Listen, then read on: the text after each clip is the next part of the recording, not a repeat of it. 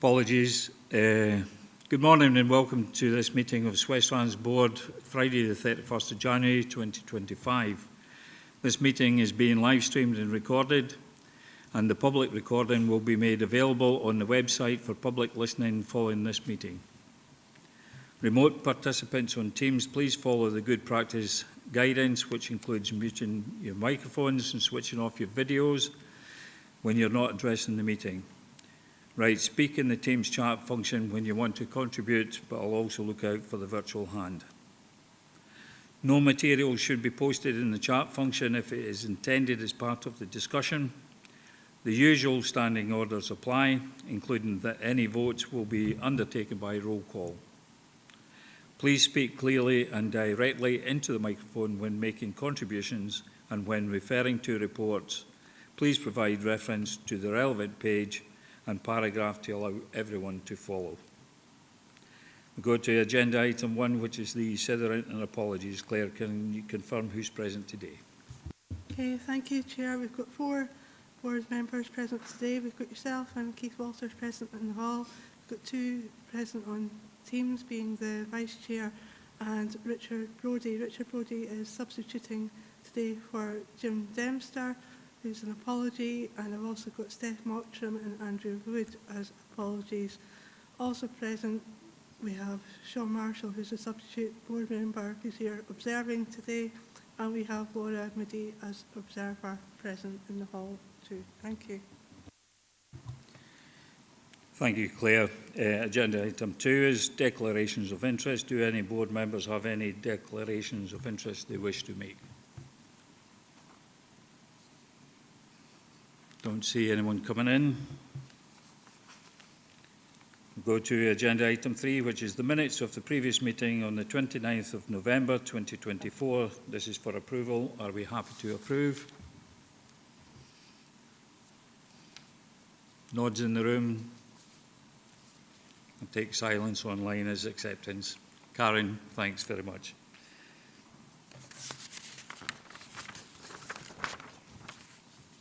Now move on to agenda item 4, which is the Revenue Budget Monitoring Report of 2024-25 for the period ending 31st of December 2024.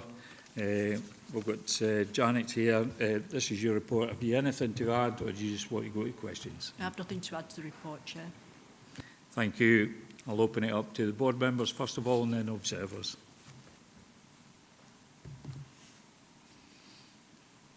No board members wish to come in, so I'll go to any observers wishing to raise any questions. No. Well, with that, we'll just move to the recommendations, and that's to note the forecast outturn for the revenue budget as at the 31st of December 2024. Happy to do so. Yeah, nods in the room. Now move on to agenda item 5, which is the Capital Expenditure Programme 2024-25 to 26-27. This is an update report.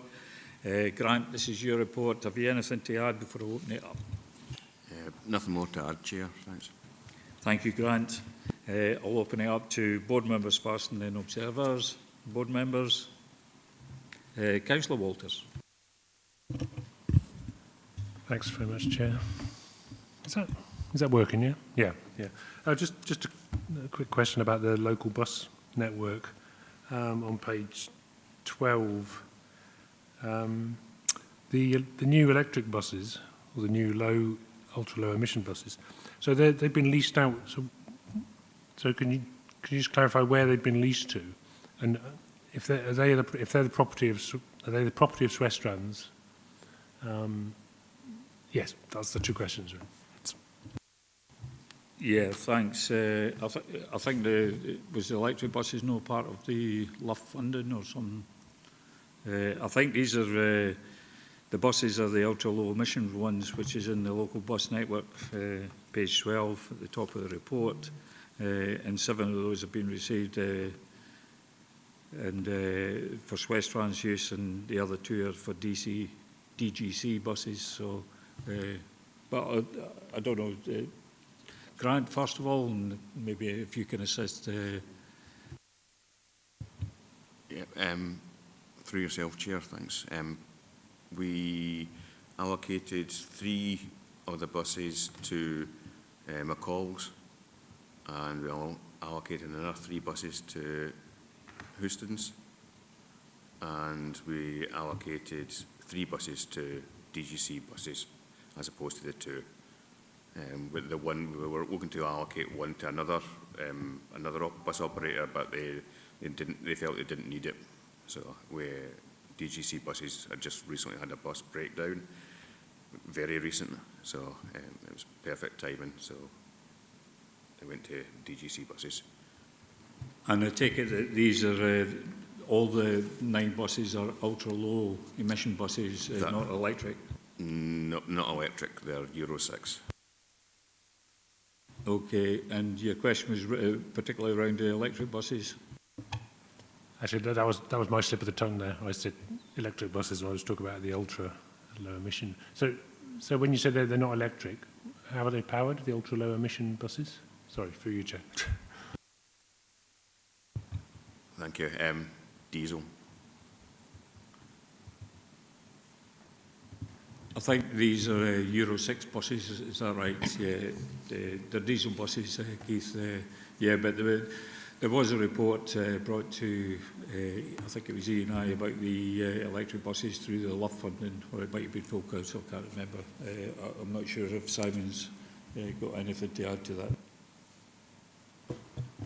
Yes, thank you. Thank you for the question, Councillor Waters. I think as part of the exercise that we're now ongoing with in terms of reviewing and retendering the bus network, we're all agreed that there's the opportunity there to review the allocation and utilisation of vehicles across the fleet. For the time being, as Grant's pointed out, there's certain instances where a vehicle isn't available, and the timing of these new vehicles arriving has been ideal in that, in terms of plugging gaps and filling opportunities to ensure that we continue to operate services as we would wish. But as I say, a more strategic overview in terms of the utilisation of vehicles, I think will improve that in the longer term. Happy with that, Keith? Yeah, that's fine. Thanks very much. I've got Vice Chair Karen Jackson.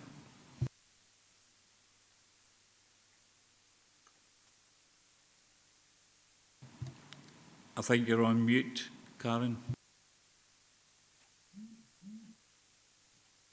Apologies for that. Is that better? Sorry.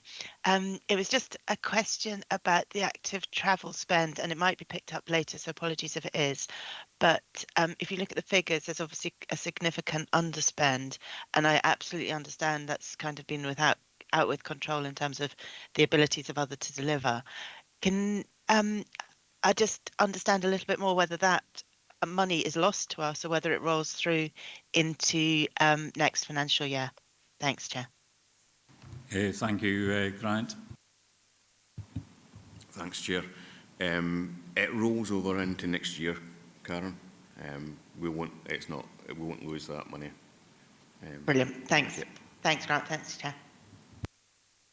Yeah, I think we quite often see, especially in the appendix, you know, there's a number of things that do roll over year on year if it's an underspend. So we haven't lost that funding, if that's your main concern. Thanks. Any other board members? If not, I'll go to observers. Any observers? I've got Laura Moody. Please come in with your question. Thank you, Chair. I'm just wondering, in regard to paragraph 3.2 on the bus network and the shelter renewal, whether there's been an opportunity yet to assess the impacts of Storm Irwin. I know there's at least one bus shelter that's been very severely damaged by it, and whether that might have an impact on the bus update and renewal programme. Thank you. Who's Grant? Or maybe even Linda Grant, first of all. Thanks, Chair. I'll just come in briefly then, as far as my colleague Linda, who can come in. We're just answering any issues that have been raised, and we're looking to replace those buses or repair those buses. Most probably being replacing them, because as you say, Laura, some of them are in a poor state. In particular, over at I think Springhome or Crockett Ford. Yeah, that's the one. Yeah, yeah, we will look into it. There is capital funding for us to replace those bus stops. I can ask my colleague Linda if she wants to add anything further. If that's okay, Chair. Linda, you anything to add? Yeah, thanks, Chair. Just to advise, at present we've only got 2 damaged in Spring Home at the minute, one on the 75 and one on the side road, and I'm already in the process of getting quotations to get these removed and replaced. Thank you. Has that been helpful? Absolutely, thank you very much.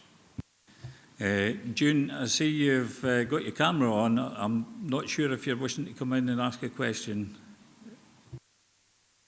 In that case, could I ask you to just switch your camera off if you're not addressing the meeting, please?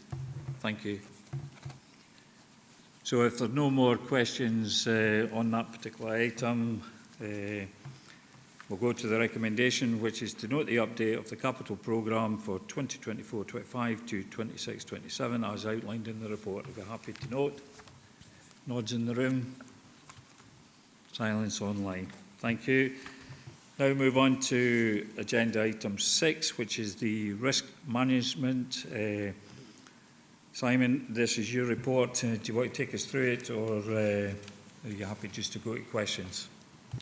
Thank you, Chair. I'm happy to take the paper as read and to progress straight to questions. Thank you, Simon. Any board members, questions, comments?